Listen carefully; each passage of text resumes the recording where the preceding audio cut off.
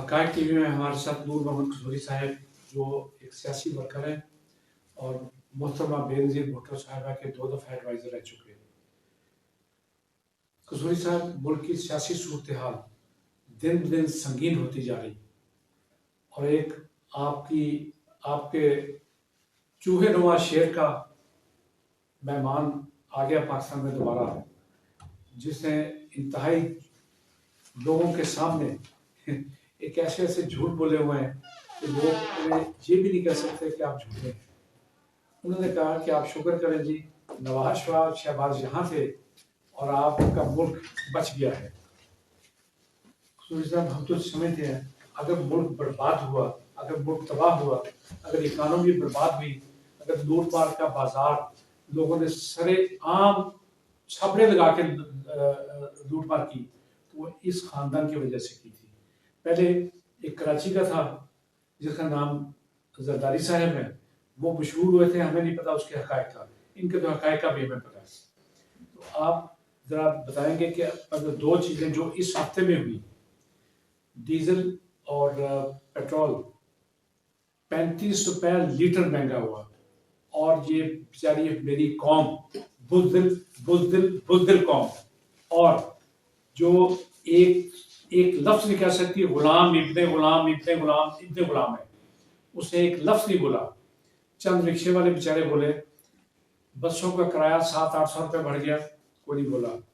महंगाई 30% 40% बढ़ गई, कोई नहीं बोला। और उसके बाद 60 रुपए किलो LPG महंगी हुई, जो पहले नहीं मिल रही थी। अब ये क्या कमीशन खाने का एक बेहतरीन तरीका है? इन्हें पता है ये बुज़दिलों की कौम है, इन्हें पता है ये गुलाम इब्ने गुलाम है, हमारे सामने नहीं बोलेंगे। तो ये हमारे साथ हो क्या रहा है? कोई खुदा का खौफ करे। अगर आपके जरदारी साहब भी इनके साथ मिल गए तो उनके उम्र के आखिरी हिस्से में एक गेम तो ऐसी खेल जाए कि जिसके साथ आवाम को थोड़ा सा सुख का सांस आ जाए। जाना हर एक ने आगे, हर एक ने साथ देना है।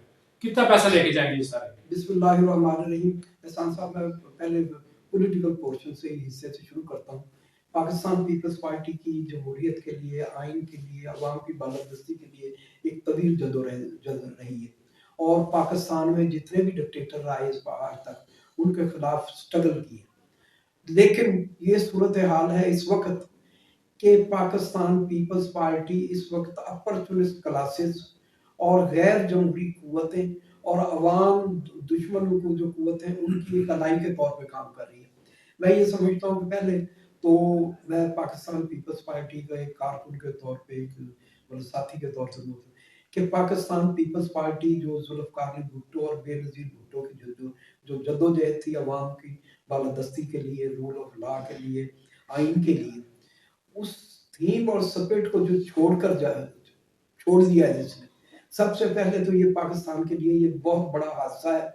और पाकिस्तान में मैं ये समझता हूँ कि इससे बड़ी और अवाम के साथ कोई ज्यादती हो ही नहीं सकती थी, जो कि मतलब है कि जुल्फ़िकार अली भुट्टो के जानशीन, मोहतरमा बेनज़ीर भुट्टो के जानशीन के तौर पर असद जरदारी साहब ने जो रखे।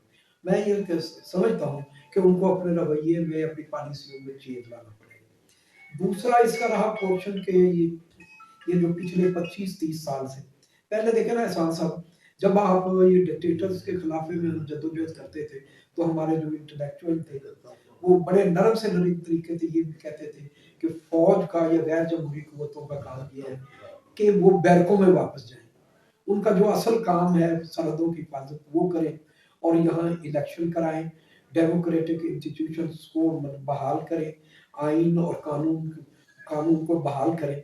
लेकिन अब सूरत हाल ये बनती जा रही है कि हमारी पॉलिटिकल फोर्सेस है वो ज़ियाउल हक के वैसे तो खिलाफ बात करते हैं, लेकिन अमली तौर पे आज उनका थीम एंड स्पिरिट वही है जैसे ज़ियाउल हक के ज़माने में जब हम मुतालबा करते थे कि इलेक्शन कराओ, आप अवाम को उनका इक़्तिदार वापस दो, अवाम को कानून की बालादस्ती होनी चाहिए, तो वो एक ही लफ्ज़ कहता था कि मैं उस वक्त इलेक्शन कराऊंगा जब मुझे मुस्बत नताइज का यकीन हो जाएगा।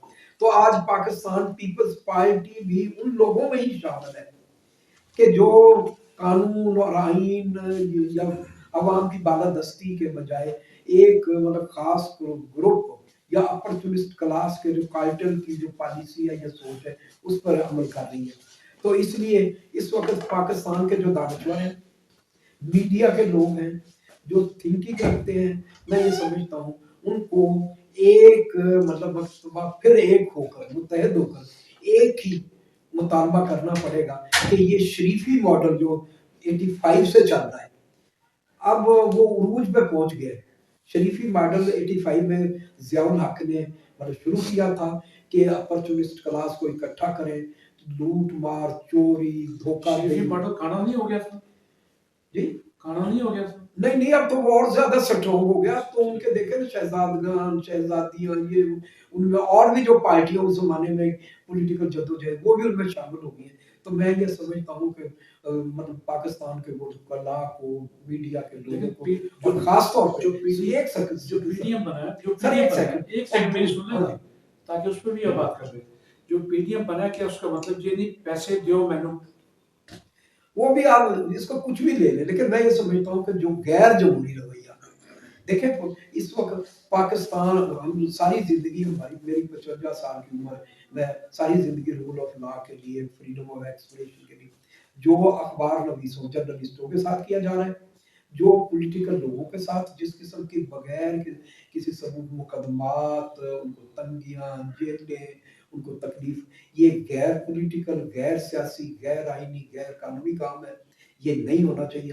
اور پولیٹیکل پارٹیز کو یہ سوچ لینا چاہیے کہ جو آج ہم کریں گے وہی بنیں گے۔ ایک ہمارا ایک جو شاعر ہے کہ وہ ایک ہے تو وہ میواتی کا شاعر، لیکن اس نے ایک بڑا تھیم اور سپرٹ دیا کہ سمپت اور سپوت میں سب کو ساجا ہوئے، سمپت اور سپوت میں سب کو ساجا ہوئے، نتھو کاڑ کپوت سو بوسائے نہ ہوئے۔ اس کا مطلب یہ ہے کہ جب اچھا انوائرمنٹ ہوتا ہے، اچھے طریقے سے بات ہوتی ہے، تو اس کا میں سب کا ہی بھلا ہوتا ہے۔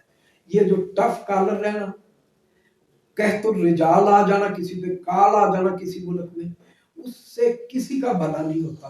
پاکستان میں اس وقت فریڈم آف ایکسپریشن کا، جمہوریت کا، آئین کا، قانون کی بالادستی کا قحط الرجال ہو گیا ہے۔ اس کے لیے اللہ تعالیٰ سے کرم مانگنا ہوگا، اور اللہ تعالیٰ سے یہ دعا مانگنی ہوگی کہ اللہ تعالیٰ تو رحم کرنے والا ہے، کرم کرنے والا ہے، پاکستان کو جیسے کرونا سے، کینسر سے، ڈینگی سے، ایڈز سے محفوظ رکھا ہے، اسی طریقے سے یہ پاکستان کی جو یہ پاکستان کی جو موجودہ لیڈرشپ ہے، اس سے اللہ تعالیٰ پاکستان کو محفوظ۔ ناظرین آپ نے سن لیا، قصوری صاحب حافظ قرآن بھی ہیں، ان کی دعا بھی سن لی کہ اللہ ہمیں ان لوٹ مار، اسے میں ایل ایم جی کہتا ہوں، لوٹ مار گروپ اور پی ڈی ایم پیسہ دیو مینو، ان سے ہمیں کسی طریقے سے محفوظ کر دے۔ آپ بھی دعا کریں، اور ساتھ میں ایک ریکویسٹ، منت کر رہا ہوں کہ خدا را ان کے خاندانوں کے لیے، ان کی نسلوں کے لیے تباہی کی دعا مانگے جنہوں نے آپ کو تباہی کے دامن پہ پہنچا دیا۔ شکر اللہ کا کہ آپ تک میری بات پہنچ گئی، اور مجھے یقین ہے کہ آپ اس بات پہ عمل بھی کریں گے۔ خدا حافظ۔ اللہ حافظ۔